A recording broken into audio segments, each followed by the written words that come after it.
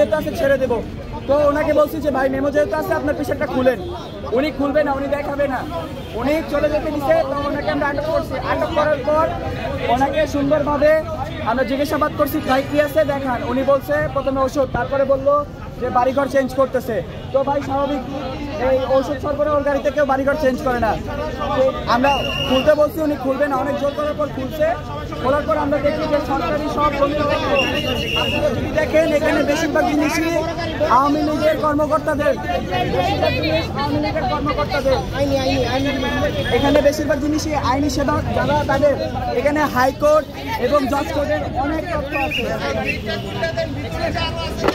এখানে হাইকোর্ট আর জজ কোর্টের অনেক তথ্য আছে।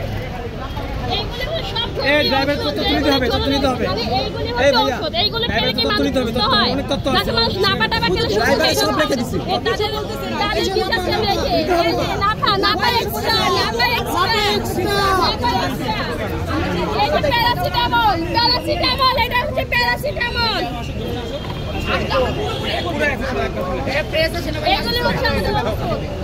আচ্ছা যমুনা আসুক, আসলে